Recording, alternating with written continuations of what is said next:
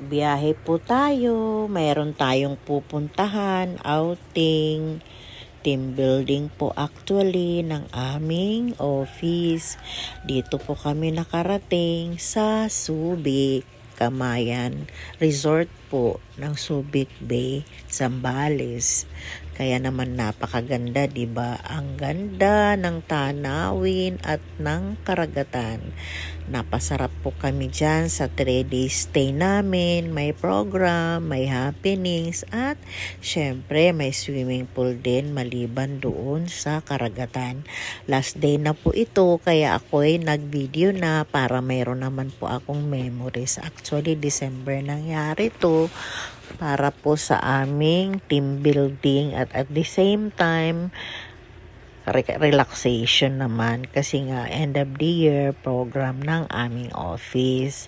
So, para meron akong maging memorable, nag-ikot ako sa buong resort at napunta nga ako dito sa swimming pool after doon sa dagat. Syempre, enjoy na po natin ang buong lugar.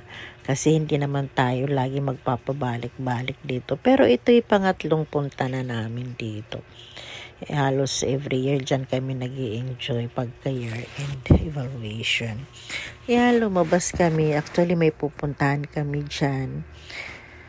Hinikot po kasi namin. Napunta kami dito sa pagkawindang ng napakalaking yate at napag-alaman namin magsiswimming lang pala yung mga sakay dyan. O diba, ganun talaga yung mga mayayaman. Pupunta lang sila rito para mag-swimming, nakayati pa. Tingin ko dyan parang barko na kasi malaki. Pero nung makita mo ng malapitan, yate lang pala yun. Pero ang laki niya talaga. Ang daming sakay. Kaya naman ang saya nilang nagbabaan papunta sa dagat. Kami na may hindi dyan naligo, doon sa kabilang side kami, yung sa malapit sa buhangin. Kasi doon din kami nag-games, palaro ng office namin. Noong nagpunta kami doon sa kabilang side, dito yung daan namin. Actually, yung umaga na yan ay uwi na kami, kaya sabi ko kuha muna tayo ng mga memories. Sinamahan na naman ako ng aking best friend si Ate Minda.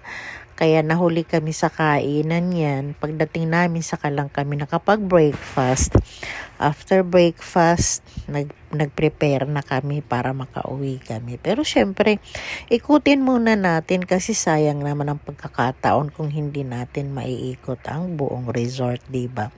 Napakaganda actually. Kahit na ilang beses na kami bumalik dito ay masaya pa din.